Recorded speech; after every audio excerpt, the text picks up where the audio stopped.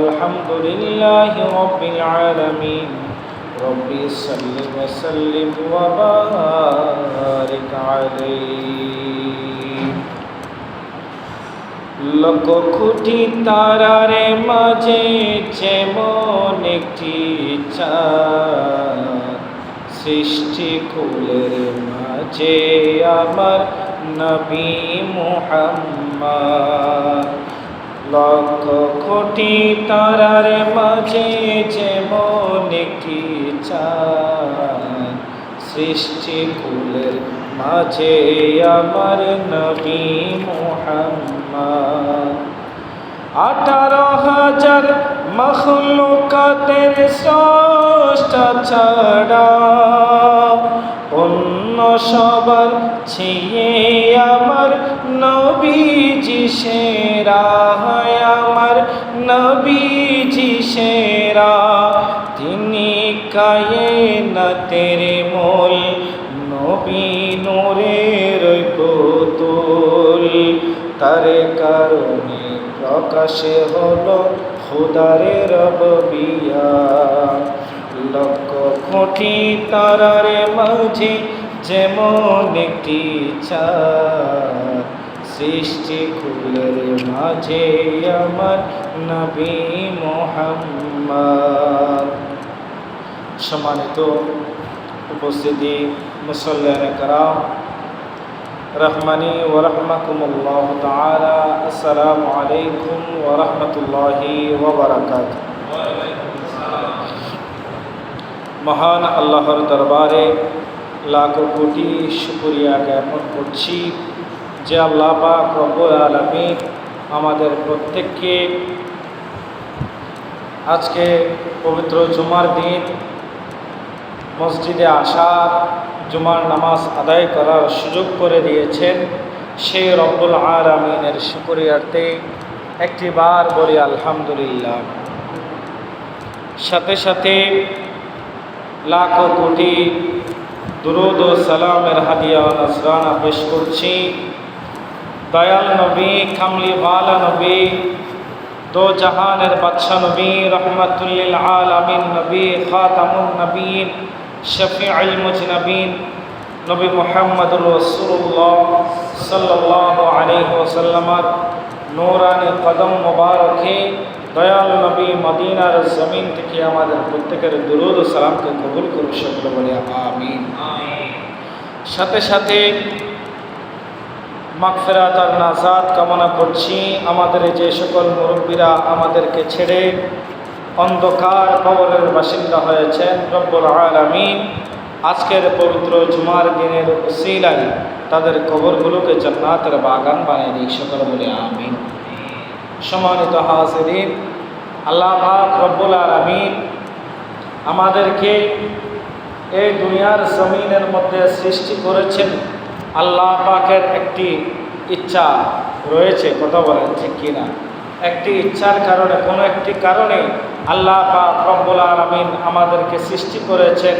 তার সৃষ্টির মূল কারণ হচ্ছে আল্লাহ পাক রব্বুল আলামিন কোরআনে কারীমের মধ্যে ঘোষণা দিচ্ছেন, ওয়ামা খালাকতুল জিন্না ওয়াল ইনসা ইল্লা লিয়াবুদুন। জোরে বলুন সুবহানাল্লাহ।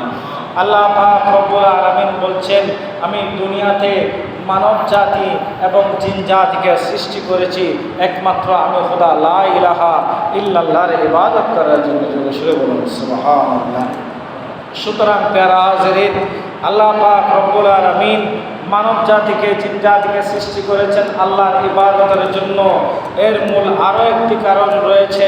আল্লাহ পাক রব্বুল আলামিন যখন সৃষ্টি জগতের মধ্যে কোনো কিছুই সৃষ্টি ছিল না, কোনো আল্লাহ রব্বুল আলামিন আসমান জমিন আরশ কুরসি লৌহ কলম যখন কোনো কিছুই সৃষ্টি করে নাই, তখন সর্বপ্রথম আল্লাহ রব্বুল আলামিন আমার নবীর নূরকে সৃষ্টি করেছেন। জোরে বলুন সুবহানাল্লাহ।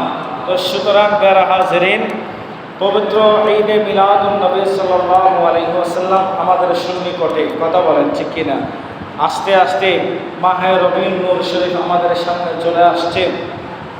তো সুতরাং আমরা বিগত দিনে অনেক ঈদে মিলাদুন নবী সাল্লাল্লাহু আলাইহি ওয়াসাল্লামের অহরহর ঘটনা শুনেছি। আমার নবী দুনিয়ার জমিনের মধ্যে মধ্যে তশরিফ এনেছেন। অনেকের আগের ঘটনাও জানে না, আমার নবীর পরবর্তী ঘটনা জানে না। ইনশাল্লাহ ধারাবাহিকভাবে আলোচনা করার চেষ্টা করব। আমার নবী সাল্লাল্লাহু আলাইহি ওয়াসাল্লাম আল্লাহ রাব্বুল আলামিন নবীকে কখন সৃষ্টি করেছেন এবং নবীর দুনিয়াবী জীবন, হায়াতি জীবন, নবী হাসরে নাসরে আমাদেরকে কিভাবে সাহায্য করবে সে ধারাবাহিকতা নিয়ে আসছি। সুতরাং আজকে সর্বপ্রথম আল্লাহ রাব্বুল আলামিন সর্বপ্রথম কোন সৃষ্টি, আল্লাহ রাব্বুল আলামিন কাকে সৃষ্টি করেছেন, কি সৃষ্টি করেছেন সেই বিষয়ে আলোচনা করব ইনশাআল্লাহ। সালাতুন ইয়া রাসূলুল্লাহ,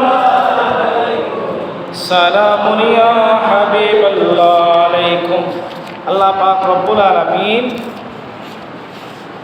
যখন কোনো কিছু সৃষ্টি করেন নাই তখন সর্বপ্রথম আমার নবীর নূর সৃষ্টি করেছেন। এর প্রমাণ হচ্ছে মুসলিম শরীফের ৪র্থ খণ্ড পৃষ্ঠা নম্বর 2044, হাদিস নম্বর 2653। এই হাদিসের মধ্যে হযরতে আব্দুল্লাহ বিন আমর রাদিয়াল্লাহু আনহু বর্ণিত, তিনি বলেন রাসূল পাক সাল্লাল্লাহু আলাইহি ওয়াসাল্লাম ইরশাদ করেন, কাতাবাল্লাহু মাকাদিরাল খালাইকি ক্বাবলা আন ইয়াখলুকাস সামাওয়াতি ওয়াল আরদি বিখামসিনা আলফা সানাতিন ক্বাল ওয়া আরশুহু আলাল মাই। জোরে বলুন সুবহানাল্লাহ। রাসূল পাক সাল্লাল্লাহু আলাইহি ওয়াসাল্লাম বলছেন, নিঃসন্দেহে আল্লাহ তাআলা আসমান জমিন সৃষ্টির 50,000 বছর পূর্বে আল্লাহ পাক রব্বুল আলামিন যত সৃষ্টি জগৎ রয়েছে প্রত্যেক সৃষ্টি জগতের তাকদীরকে আল্লাহ রব্বুল আলামিন সৃষ্টি করেছেন। জোরে বলুন সুবহানাল্লাহ। এবং ওই সময়ের মধ্যে আরশ ছিল পানির উপরে। কোথায় ছিল? আরশ ছিল পানির উপরে। এরপরে রাসূল পাক সাল্লাল্লাহু আলাইহি ওয়াসাল্লাম বলছেন, ইন্নী ইনদাল্লাহি ফি আউয়ালিল কিতাবি লাখাতামুন নাবিয়্যিন ওয়া আন্না আদামা লামুনজাদিলুন ফি তিনাতিন। জোরে বলুন সুবহানাল্লাহ। নিঃসন্দেহে আমি আল্লাহর নিকট শেষ নবী ছিলাম যখন হযরতে আদম আলাইহিস সালাম নিজ খামির মধ্যে ছিলেন। জোরে বলুন সুবহানাল্লাহ। মানে যখন হযরত আদম আলাইহিস সালামের খামির, যে আদম আলাইহিস সালামকে যে মাটি দ্বারা বানাবেন ওই মাটির খামির তখনও সৃষ্টি হয় না, যখন আমার নবী খাতামুন নবীয়্যিন ছিলেন। জোরে বলুন সুবহানাল্লাহ। সালাতুন ইয়া রাসূলুল্লাহ আলাইকুম সালামুন ইয়া। এরপরে আল্লাহ পাক রব্বুল আলামিন আমার নবীকে সৃষ্টি করার জন্য আল্লাহ পাক রব্বুল আলামিন হযরতে আদম হতে ঈসা রুহুল্লাহ পর্যন্ত যত নবী রাসূল পয়গম্বর এসেছেন প্রত্যেকের কাছ থেকে আল্লাহ পাক রব্বুল আলামিন, আমার নবীও কোনো নবী দুনিয়াতে আসেন নাই যখন রূহ জগতে সকল নবীগণ ছিলেন যাদেরকে আল্লাহ রব্বুল আলামিন সিলেক্টেড করেছেন যারা নবী হবেন, যারা পয়গম্বর হবেন, তাদের থেকে আল্লাহ ওয়াদা নেওয়ার জন্য আল্লাহ পাক রব্বুল আলামিন কোরআনে কারীমার সূরা আলে ইমরানের 81 নম্বর আয়াতে আল্লাহ পাক রব্বুল আলামিন বলছেন, ওয়াইদ আখাযাল্লাহু মিসাকান নাবিয়্যিনা লামা আতাইতুকুম মিন কিতাবিন ওয়া হিকমাতিন সুম্মা জাআকুম রাসূলুম মুসাদ্দিকুল লিমা মাআকুম লাতুমিনুন্না বিহি ওয়া লা তানসুরুন্না। জোরে বলুন সুবহানাল্লাহ। আল্লাহ পাক রব্বুল আলামিন প্রত্যেক নবী রাসূলদেরকে রূহ জগতের মধ্যে ডাকলেন এবং ডাকার পরে তাদেরকে দাঁড়া করাই দিলেন এবং দাঁড়া করানোর পরে আল্লাহ পাক রব্বুল আলামিন বলছেন, হে আমার সকল পয়গম্বররা তোমরা সবাই শুনে রাখো, আমি আল্লাহ রব্বুল আলামিন তোমাদেরকে কিতাব দিয়েছি, তোমাদেরকে হিকমত দিয়েছি, তোমরা মানব জাতিকে হেদায়েত করবে, আমি যুগে যুগে তোমাদেরকে নবী রাসূল হিসেবে প্রেরণ করব, আর এবং সব শেষে আমার নবী হযরতে মুহাম্মদুর রাসূলুল্লাহ সাল্লাল্লাহু আলাইহি ওয়াসাল্লামকে তোমাদের মাঝে প্রেরণ করব। জোরে বলুন সুবহানাল্লাহ। এবং যখন তোমাদের মাঝে আমি আখির রাসূলকে আমার নবীকে যখন প্রেরণ করব তখন যদি তোমরা দুনিয়ার জমিনের মধ্যে থাকো, তোমাদেরকে আমি যে কিতাব দিয়েছি, যে হিকমত দিয়েছি, তোমরা মানব জাতিকে যে সেবা দান করবা, আমি তোমাদেরকে বলে রাখছি, আজকে তোমরা আমার কাছে ওয়াদা করো, আমার নবী যদি দুনিয়াতে তোমরা থাকা অবস্থায় আমার নবী যদি সেইখানে দুনিয়ার মধ্যে তশরিফ আনেন, তাহলে তোমরা সবাই আমার নবীকে সাহায্য করবে কিনা? তখন সকল নবী রাসূলগণ বললেন, ইয়া আল্লাহ, আমরা আপনার নবীকে সাহায্য করব। জোরে বলুন সুবহানাল্লাহ। সালাতুন ইয়া রাসূলুল্লাহ আলাইকুম সালামুন ইয়া। সুতরাং যখন সকল নবী রাসূলগণ সাক্ষী দিলেন, হে আল্লাহ, আমরা তাকে নবী হিসেবেও মানি এবং আমরা তাকে সাহায্য করব, তখন আল্লাহ পাক রব্বুল আলামিন বললেন, তোমরা একে অপরের উপরে সাক্ষী হয়ে যাও। জোরে শুরু করুন সুবহানাল্লাহ। এবং প্রত্যেক নবী রাসূল একে অপরের উপরে সাক্ষী হয়ে গেলেন এবং আমার আল্লাহ বলছেন, আমিও তোমাদের উপরে সাক্ষী হয়ে গেলাম। জোরে শুরু করুন সুবহানাল্লাহ। সালাতুন ইয়া রাসূলুল্লাহ সালামুন ইয়া হাবিবাল্লাহ আলাইকুম। এরপরে আল্লাহ পাক রব্বুল আলামিন সকল থেকে যখন ওয়াদাবদ্ধ হয়ে গেলেন, এর পরবর্তীতে আস্তে আস্তে আল্লাহ পাক রব্বুল আলামিন একজন একজন করে নবী রাসূলগণকে সৃষ্টি করতে লাগলেন। জোরে বলুন সুবহানাল্লাহ।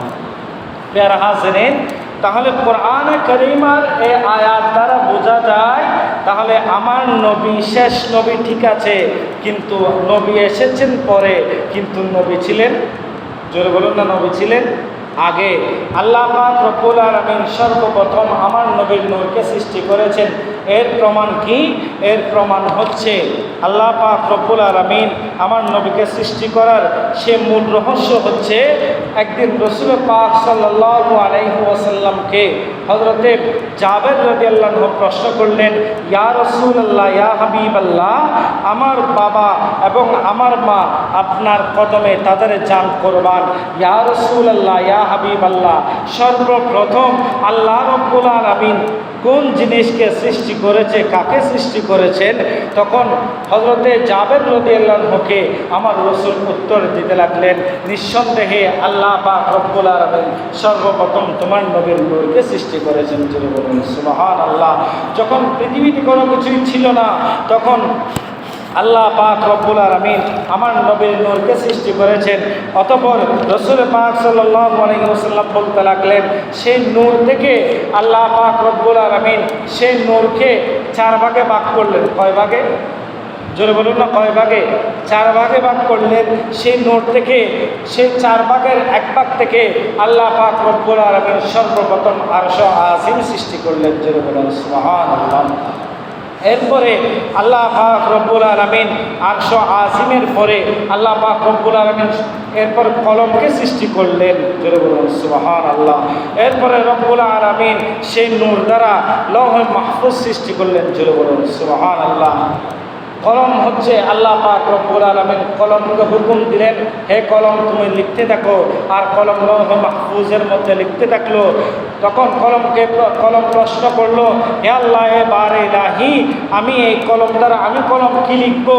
তখন আল্লাহ পাক রব্বুল আলামিন বলছেন, সৃষ্টি জগতের শুরু হতে কিয়ামত পর্যন্ত, কিয়ামতের পরে কিয়ামতের মধ্যে কি কি হবে সব কিছু এই লৌহে মাহফুজের মধ্যে লিপিবদ্ধ করে। সুবহানাল্লাহ। সালাতুন ইয়া রাসূলুল্লাহ সালামুন ইয়া হাবিবাল্লাহ আলাইকুম। এরপরে আল্লাহ পাক রব্বুল আলামিন তিনটি নূর দিয়ে আল্লাহ পাক রব্বুল আলামিন কলম, লৌহ মাহফুজ, আরশ আজিম সৃষ্টি করার পরে বাকি 1 ভাগকে আবার 4 ভাগ করলেন। সেই 4 ভাগ করার পরে আল্লাহ পাক রব্বুল আলামিন এই একটি নূর দ্বারা যারা আরশ বহন করবে, সে আরশ বহনকারী ফেরেশতাদেরকে সৃষ্টি করলেন। জোরে বলুন সুবহানাল্লাহ। এরপরে আল্লাহ পাক রব্বুল আলামিন দ্বিতীয় অংশ দিয়ে আল্লাহর কুরসি সৃষ্টি করলেন। কি সৃষ্টি করলেন? আল্লাহর কুরসিকে সৃষ্টি করলেন। এরপরে আল্লাহ পাক রব্বুল আলামিন তৃতীয় নূর দ্বারা আল্লাহ পাক রব্বুল আলামিন সমস্ত ফেরেশতাদেরকে সৃষ্টি করলেন। জোরে বলুন সুবহানাল্লাহ। এরপরে আল্লাহ পাক রব্বুল আলামিন আবার দ্বিতীয় ভাগের সেই নূরকে আবার 4 ভাগ করলেন। 4 ভাগ করার পরে প্রথম ভাগকে আল্লাহ পাক রব্বুল আলামিন সেই নূর দ্বারা আসমান সৃষ্টি করলেন। কি সৃষ্টি করলেন? আসমান সৃষ্টি করলেন, এরপরে আল্লাহ পাক রব্বুল আলামিন জমিনকে সৃষ্টি করলেন, এরপর আল্লাহ পাক রব্বুল আলামিন বেহেশত এবং দোজখকে সৃষ্টি করলেন। জোরে বলুন সুবহানাল্লাহ। এর পরবর্তীতে আবার আরেকবার নূর দিয়ে আল্লাহ পাক রব্বুল আলামিন সেই নূর দ্বারা মানুষের নয়নের, মানুষের অন্তরের, মানুষের যে চোখ রয়েছে সেই চোখের নূরকে সৃষ্টি করলেন। সুবহানাল্লাহ বলেন না। এরপরে মানুষের মুমিনের যে কলব রয়েছে সেই কলবের নূরকে আল্লাহ রাব্বুল আলামিন সৃষ্টি করেছেন। এরপরে বাকি নূর দ্বারা আল্লাহ পাক রব্বুল আলামিন মানুষের মধ্যে যে মহব্বত রয়েছে, মায়া মহব্বত রয়েছে, সেই মহব্বতের নূরকে পয়দা করেছেন। সুবহানাল্লাহ। সালাতুন ইয়া রাসূলুল্লাহ, সালামুন ইয়া হাবিবাল্লাহ আলাইকুম। তাহলে বোঝা যায় সমগ্র সৃষ্টি কার নূর দ্বারা সৃষ্টি হয়েছে? আমার নবীর নূর দ্বারা সৃষ্টি হয়েছে। কথা বলেন ঠিক কিনা?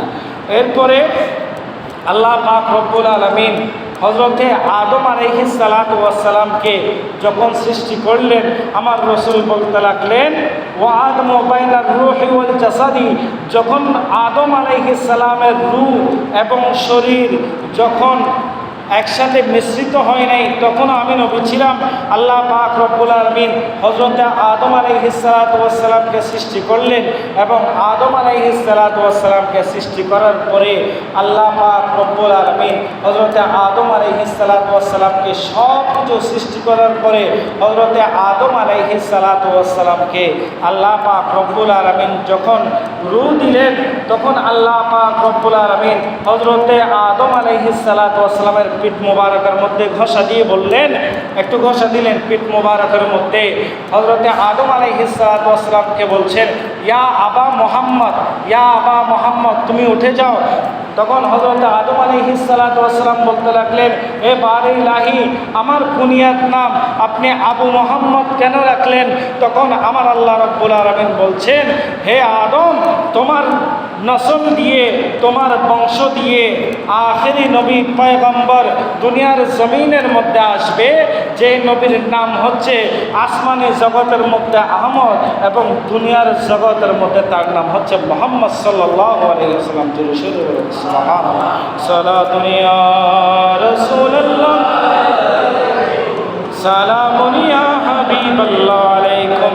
এবং হে আদম শুনো, ওই নবীকে যদি আমি সৃষ্টি না করতাম তাহলে আসমান জমিন কোনো কিছুই সৃষ্টি করতাম না, এবং সর্বোপরি তুমি আদমকেও সৃষ্টি করতাম না। তুমি আদমকে সৃষ্টি করে তোমার বংশ দিয়ে আমি সেই শেষ নবীকে পাঠাবো। জোরে সোরে বলো সুবহানাল্লাহ। প্যারা হাজরিন, আল্লাহ পাক রব্বুল আলামিন হযরতে আদম আলাইহিস সালামের মাধ্যমে আল্লাহ পাক রব্বুল আলামিন দুনিয়ার জমিনের মধ্যে যুগে যুগে যুগে যুগে মানব জাতিকে সৃষ্টি করলেন।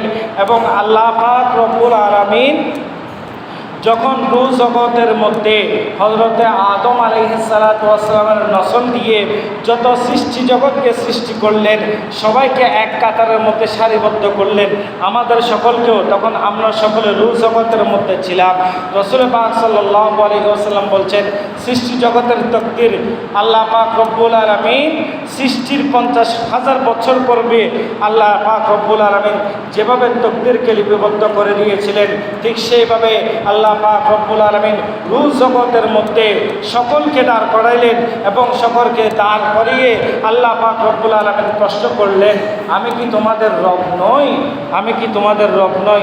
তখন আল্লাহ পাক রব্বুল আলামিনের সেই প্রশ্নের মাধ্যমে আমার রাসূল পাক সাল্লাল্লাহু আলাইহি ওয়াসাল্লাম সর্বপ্রথম বলেছিলেন ক্বালু বালা। জোরে বলুন সুবহানাল্লাহ। আল্লাহ পাক রব্বুল আলামিনকে সাক্ষ্য দিয়েছিলেন, আমার নবী সর্বপ্রথম সাক্ষ্য দিলেন, হে আল্লাহ, আপনি আমাদের রব। জোরে বলুন সুবহানাল্লাহ। সেই জন্য আমার নবীর এত শান, এত মর্যাদা আল্লাহ পাক রব্বুল আলামিন বৃদ্ধি করে দিলেন। এরপরে হযরতে আদম আলাইহিস সালাতু ওয়াস সালামকে আল্লাহ পাক রব্বুল আলামিন যখন সৃষ্টি করলেন, সৃষ্টি করার পরে যখন রূহ দিলেন, রূহ দেওয়ার পরে আল্লাহ পাক রব্বুল আলামিন যখন সব কিছু শিখাই দিলেন, তখন আল্লাহ পাক রব্বুল আলামিন সকল ফেরেশতাদেরকে ডাক দিয়ে বলে, হে ফেরেশতারা, তোমরা হযরতে আদমকে সিজদা করো। চলো বলুন সুবহানাল্লাহ। কি করো? তোমরা সিজদা করো। তখন সকল ফেরেশতারা সিজদা করলেন। আসলে আল্লাহ পাক রব্বুল আলামিনকে ছাড়া আর কাউকে সিজদা করা যাবে? জোরে বলুন না, কাউকে সিজদা করা যাবে? কাউকে সিজদা করা যাবে না। কিন্তু রব্বুল আলামিন এখানে হযরতে আদম আলাইহিস সালামকে সিজদা করতে কেন বললেন? প্রশ্ন আসে না? আল্লাহ পাক রব্বুল আলামিন হযরতে আদমকে সৃষ্টি করার পরে আল্লাহ পাক রব্বুল আলামিন হযরতে আদম আলাইহিস সালাতু ওয়াস সালামের কপালের মধ্যে আমার নবীর নূরকে লিপিবদ্ধ করে দিয়েছেন। জোরে বলুন সুবহানাল্লাহ। হযরতে আদম আলাইহিস সালামের ওই নূর দ্বারা গোটা আসমান জমিন আলোকিত হয়ে গেল সেই কপালের নূর দ্বারা। এরপরে সকল ফেরেশতাদেরকে যখন সিজদা করতে বলল, একে একে সকল ফেরেশতারা সিজদা করল, একমাত্র সিজদা করে নাই কে? শয়তান। শয়তান একমাত্র কি করে নাই? সিজদা করে নাই। সেখান থেকে শয়তানকে প্রশ্ন করা হলো, তুমি কেন সিজদা করো নাই? তখন শয়তান বলতে লাগলো, আদম মাটির তৈরি। আদিম কিসের তৈরি? মাটির তৈরি, আর আমি তো আগুনের তৈরি। আমি কেন সিজদা করব? আমি কেন মাটির তৈরি মানুষকে আমি সিজদা করব? তখন আল্লাহ পাক রব্বুল আলামিন শয়তানকে অভিশপ্ত করে দিলেন। সর্বপ্রথম যিনি অহংকার করেছেন, যিনি হিংসা করেছেন, সে হচ্ছে কে? জোরে বলুন না, সে হচ্ছে কে? শয়তান। সর্বপ্রথম হিংসা করেছে, অহংকার করেছে। এরপরে শয়তানকে যখন বিতাড়িত করা হলো, এরপরে হযরতে আদম আলাইহিস সালাতু ওয়াস সালামের সৃষ্টির পরে হযরতে আদম আলাইহিস সালাতু ওয়াস সালামের বাম পাঁজর থেকে, বাম পাঁজরের হাড় থেকে হযরতে হাওয়া আলাইহিস সালাতু ওয়াস সালামকে সৃষ্টি করলেন। জোরে বলুন সুবহানাল্লাহ। হযরতে আদম আলাইহিস সালাতু ওয়াস সালামের একজন সঙ্গিনী হলো, সেই সঙ্গিনী হযরতে মা হাওয়া আলাইহিস সালাতু ওয়াস সালাম। যখন মা হাওয়া আলাইহিস সালাতু ওয়াস সালামকে আল্লাহ রাব্বুল আলামিন সৃষ্টি করেছেন, তখন হযরতে আদম আলাইহিস সালামের মন চায় তাকে একটু ধরার দরকার জন্য, তাকে একটু ছোঁয়ার জন্য। তখন ফেরেশতারা ডাক দিয়ে বলে, হে আদম, তুমি এখন তাকে ছুঁতে পারবে না, তাকে এখন তুমি ধরতে পারবে না, তাকে ধরতে হলে কিছু শর্ত সাপেক্ষ লাগবে। তখন হযরত আদম আলাইহিস সালাতু ওয়াস সালাম বললেন, কি শর্ত সাপেক্ষ? আমি সেটা মানতে রাজি আছি। জোরে বলুন সুবহানাল্লাহ। এরপরে ফেরেশতারা বলতে লাগলেন, তাকে যদি তুমি ছুঁতে চাও তাহলে সর্বপ্রথম তার মহরানা আদায় করতে হবে। জোরে বলুন সুবহানাল্লাহ। কি আদায় করতে হবে? মহারণা আদায় করতে হবে। এই মহারণা আমরা যে বিবাহের সময় যে মহারণা আদায় করি, সেটা এখান থেকে নয়, সেটা সৃষ্টির পূর্ব থেকে আল্লাহ পাক রব্বুল আলামিন যখন হযরত আদম আলাইহিস সালাম এবং হযরত মা হাওয়া আলাইহিস সালাতু ওয়াস সালামকে সৃষ্টি করলেন, তখন থেকে তখন হযরত আদম আলাইহিস সালাতু ওয়াস সালাম বললেন, এ মোহর কি? আমি কিভাবে মহারণা আদায় করব? তখন ফেরেশতারা বললেন, সল্লু আলাল হাবিব সালাসা মাররাত। জোরে বলুন সুবহানাল্লাহ। তখন ফেরেশতারা বলতে লাগলেন, তুমি শেষ নবীর উপরে, যিনি আখির নবী, খাতামুন নবিয়্যিন নবী, যিনি দুনিয়াতে না আসতে আল্লাহ পাক রব্বুল আলামিন কিছুই সৃষ্টি করতো না, সেই নবীর উপরে 3 বার দুরূদ শরীফ পাঠ করো। জোরে বলুন সুবহানাল্লাহ। কয়বার? 3 বার। 3 বার দুরূদ শরীফ পাঠ করার পরে এরপরে হযরত আদম আলাইহিস সালাতু ওয়াস সালামকে, মা হাওয়া আলাইহিস সালাতু ওয়াস সালামকে অনুমতি দিলেন ছোঁয়ার জন্য, ধরে দেখার জন্য। এরপরে আল্লাহ পাক রব্বুল আলামিন হযরতে আদম আলাইহিস সালাতু ওয়াস সালাম এবং মা হাওয়া আলাইহিস সালাতু ওয়াস সালামকে বললেন, যা তোমরা পুরো বেহেশতকে তোমরা ঘুরে ঘুরে দেখতে থাকবা, আর এখানে যত ফলমূল আছে সব ভক্ষণ করবা, কিন্তু এই জান্নাতের মধ্যে একটি গাছ রয়েছে, যে গাছের নাম হচ্ছে গুলতম ফল গাছ। যে গাছকে বলা হয় হয়তোবা আঙ্গুর গাছ, অনেকে বলে ডুমুর গাছ। এই গাছের ফল তোমরা ভক্ষণ করতে পারবে না, আর সব কিছু ভক্ষণ করতে পারবা।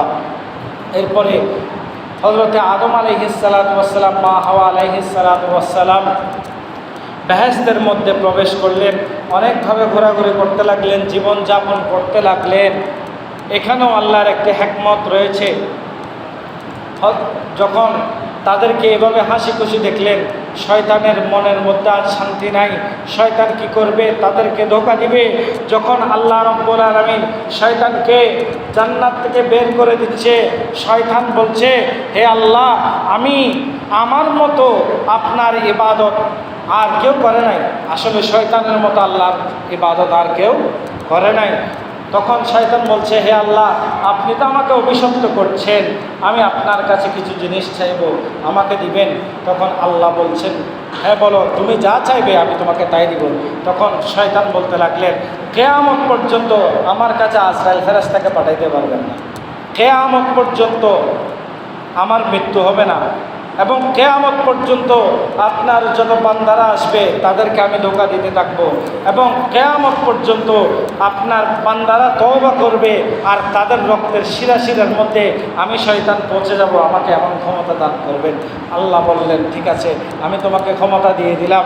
আল্লাহ বলছেন, আমার জালালিয়তের কসম, আমার বান্দা গুনাহ করবে ঠিকই, যেই দিন আমার বান্দার সাথে সাথে ক্ষমা চাইবে, আমার কাছে লজ্জিত হবে, আমি আল্লাহর সাথে সাথে ক্ষমা করে দিব। সুবহানাল্লাহ। এরপরে শয়তান অনেক চেষ্টা করেছে হযরত আদম আলাইহিস সালাতু ওয়াস সালাম এবং মা হাওয়া আলাইহিস সালাতু ওয়াস সালামকে ধোঁকা দেওয়ার জন্য। তিনি কিভাবে ধোঁকা দিবেন, ধোঁকা দেওয়ার জন্য অনেক চেষ্টা করে এরপরে তিনি জান্নাতের দরজাসমূহের সামনে ঘোরাঘুরি করতে লাগলেন। হুট করে কোনো একটা কলা কৌশলের মধ্যে শয়তান জান্নাতের মধ্যে প্রবেশ করলো, জোরে বলুন নাউজুবিল্লাহ। এবং শয়তান সেই জান্নাতের মধ্যে প্রবেশ করার পরে শয়তান এমন জোরে কান্না করতে লাগলো যে কান্না দেখে সে বিষণ্ণ হয়ে গেল। এখন হঠাৎ করে যদি একজন মানুষ আমাদের সামনে আসে এমনভাবে কান্না করছে, সেটা দেখে আমাদের অন্তর কী লাগবে? দয়া লাগবে। হযরত আদম আলাইহিস সালাতু ওয়াস সালাম, মা হাওয়া আলাইহিস সালাতু ওয়াস সালাম তার কান্না দেখে অনেক আকুল হয়ে গেল। সেজন্য বলা হয় সর্বপ্রথম পৃথিবীর জমিনের মধ্যে যে বেশি কান্না করেছিল তিনি হচ্ছে শয়তান। সে হচ্ছে কি? শয়তান। শয়তানকে আল্লাহ যখন অভিশপ্ত করেছেন তখন শয়তান অনেক কান্না করেছেন। শয়তান আবার যখন আল্লাহর দরবারে তওবা করে, আল্লাহ যখন সে বান্দাকে মাফ করে দেয়, সেই দিনও শয়তান কান্না করেছিল। এবং যেই দিন আমাদের নবী দুনিয়ার জমিনের মধ্যে তশরিফ এনেছেন সেই দিনও শয়তান অনেক কান্না করেছিল। সেজন্য পৃথিবীর জমিনের মধ্যে সর্বপ্রথম যে কান্না করেছিল সে হচ্ছে শয়তান। শয়তান এমনভাবে কান্না করতে লাগলো, হযরতে বাবা আদম আলাইহিস সালাতু ওয়াস সালাম এবং মা হাওয়া আলাইহিস সালাতু ওয়াস সালামকে ধোঁকা দিতে লাগলো। বলল যে আপনাদের জীবনকে আল্লাহ পাক রব্বুল আলামিন ক্ষণস্থায়ী করে দিয়েছে, কিন্তু আল্লাহ পাক রব্বুল আলামিন এমন একটি নিয়ামত রেখেছেন সেটা তো আপনারা জানেন না, যে ফল আপনারা ভক্ষণ করলে আপনাদের জিন্দেগি আজীবন হয়ে যাবে, আপনারা আজীবন বেহেশতের মধ্যে থাকবেন। আল্লাহ পাক রব্বুল আলামিন এই বেহেশত থেকে আপনাদেরকে বের করবেন না। তখন সর্বপ্রথম ধোঁকা দিলেন মা হাওয়া আলাইহিস সালাতু ওয়াস সালামকে। মেয়েদের অন্তর, আমাদের মা বোনদের অন্তর তো অনেক নরম, হুট করে কেউ কিছু বললে বিশ্বাস করে ফেলে, কথা বলেন ঠিক কিনা? ঠিক সেভাবে নরম হয়ে গেল। নরম হয়ে যাওয়ার পরে মা হাওয়া আলাইহিস সালাতু ওয়াস সালাম সর্বপ্রথম ওই গাছের ফল ভক্ষণ করলেন। জোরে বলুন না নাউজুবিল্লাহ। ভক্ষণ করার পরে তিনি আসলেন হযরতে বাবা আদম আলাইহিস সালাতু ওয়াস সালামের কাছে। বাবা আদম আলাইহিস সালাতু ওয়াস সালামের কাছে এসে বললেন, এই ফল অনেক সুস্বাদু, অনেক মজা, আপনিও খেয়ে দেখেন। তখন তিনি বললেন, যেহেতু একজন বান্দা এসেছেন আল্লাহর নামে কসম করে বলেছেন, তাহলে আমার খেতে কোনো সমস্যা নাই। সেও খেলেন। খাওয়ার সাথে সাথে আল্লাহ পাক রব্বুল আলামিন তাদের দুজনের শরীর থেকে বেহেশতি লেবাসকে খুলে ফেললেন। জোরে বলুন নাউজুবিল্লাহ। তখন আল্লাহ পাক রব্বুল আলামিন অনেক রাগান্বিত হয়ে গেলেন।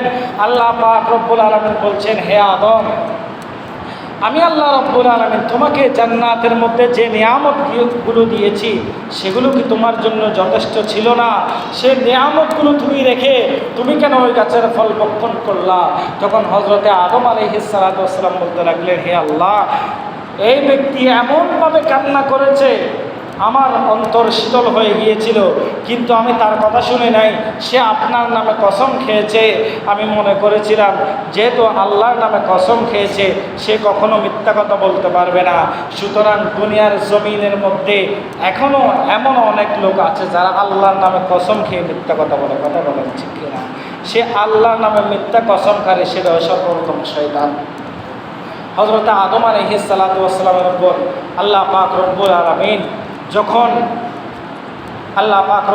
যখন রাগান্বিত হলেন, তখন হযরত আদম আলাইহিস সালাতু ওয়াস সালামকে বলতে লাগলেন, হে আদম, আজকে থেকে তুমি বেহেশতের মধ্যে থাকতে পারবে না, আজকে থেকে তোমাকে আমি দুনিয়ার জমিনের মধ্যে পাঠিয়ে দিলাম এবং তোমার জীবন হবে অনেক কষ্টকর। তোমার বংশ দিয়ে যারা আসবে, যত পুরুষরা আসবে, সকলে দুনিয়ার জমিনের মধ্যে কষ্ট করবে। জোরে বলুন নাউজুবিল্লাহ। তাদের জীবন হবে কষ্টকর, তারা অনেক কষ্ট করে রিজিক তালাশ করবে, তাদেরকে আমি আল্লাহ নেয়ামত দিব, কিন্তু কষ্টের মাধ্যমে আমি আল্লাহ তাদেরকে নেয়ামত দিব। তখন আদম আলাইহিস সালাতু ওয়াস সালামকে আল্লাহ পাক রব্বুল আলামিন বলতে লাগলেন, হে আদম, তুমি কার কথা শুনে তুমি এই ফল ভক্ষণ করেছিলা? তখন হযরত আদম আলাইহিস সালাতু ওয়াস সালাম বলছেন, মা হাওয়া আলাইহিস সালাতু ওয়াস সালাম আমাকে এসে বলল যে এই ফল নাকি অনেক ভালো, সেজন্য আমি এই ফল ভক্ষণ করেছি। তখন আল্লাহ পাক রব্বুল আলামিন বলছেন, হে আদম, শুধু তোমার জন্য শিক্ষা নয়, আজকে মা হাওয়া আলাইহিস সালাতু ওয়াস সালাম তার জন্য শিক্ষা হলো, তার উপরও আমি রাগান্বিত হলাম এবং তাকেও আমি কিছু শাস্তি দিব। সেই শাস্তিগুলো হচ্ছে, হে হাওয়া আলাইহিস সালাতু ওয়াস সালাম, আজ থেকে তোমার বংশ দিয়ে যত নারীরা আসবে, তাদের যারা সন্তান প্রসব করবে, ওই সন্তান প্রসবের মধ্যে তারা কষ্ট পাবে। জোরে বলুন নাউজুবিল্লাহ। এরপরে সন্তান প্রসবের মধ্যে কষ্ট পাবে, সন্তানকে 2 বছর লালন পালন করতে, সন্তানকে লালন পালন করতে তারা কষ্ট পাবে। এরপরে আমি তোমাকে একটি রোগ দিলাম, প্রত্যেক মাসে একবার তুমি অসুস্থ হবা এবং তোমার শরীর নাপাক থাকবে এবং তোমার বংশ দিয়ে যারা আসবে তারাও নাপাক থাকবে। জোরে বলুন নাউজুবিল্লাহ। হযরতে হাওয়া আলাইহিস সালাতু ওয়াস সালামের মাধ্যমে আল্লাহ পাক রব্বুল আলামিন এই শাস্তি দিয়েছেন। আজকে যে আমাদের মা বোনদের যে সমস্যাগুলো হয়, এই সমস্যাগুলোর মূল কারণ হচ্ছে এটাই। সালাতু ইয়া রাসূলুল্লাহ, সালামুন ইয়া হাবিবাল্লাহ আলাইকুম। এরপরে বাবা আদম আলাইহিস সালাতু ওয়াস সালামকে আল্লাহ পাক রব্বুল আলামিন যখন দুনিয়ার জমিনের মধ্যে প্রেরণ করলেন, দুনিয়াতে পাঠিয়ে দিলেন, বাবা আদম শুধু 300 বছর কান্না করেছেন। কয়শো বছর? 300 বছর কান্না করছেন। তিনি এমনভাবে চোখের পানি ফেলেছেন যে তার চোখের পানি শুকিয়ে যায়নি।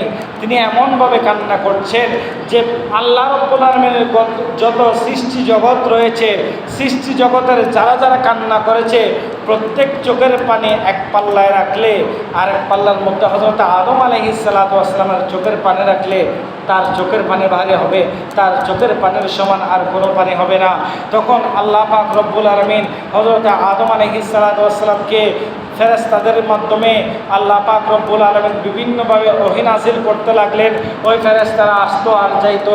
তখন আদম আলাইহিস সালাতু ওয়াস সালাম সেই ফাঁকে বেহেশতকে দেখতে পেতেন। তখন আদম আলাইহিস সালাম অনেক আকুতি করতেন।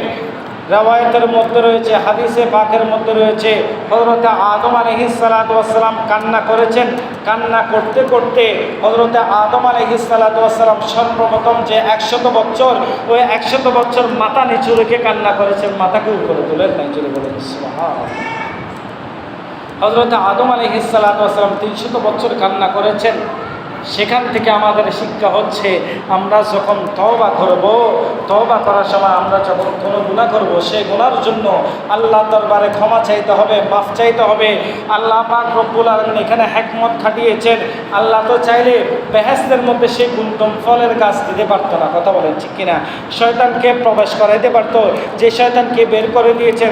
শয়তানকে প্রবেশ করানোর মূল কারণ হচ্ছে আল্লাহ পাক বলছেন, হে আদম, আমি যুগে যুগে যুগে যুগে তোমার মাধ্যমে আমার বান্দাদেরকে সৃষ্টি করব, আর আমার বান্দারা গুনাহ করবে, আমার কাছে মাফ চাইবে, আমার বান্দারা গুনাহ করবে, আমার কাছে মাফ চাইবে।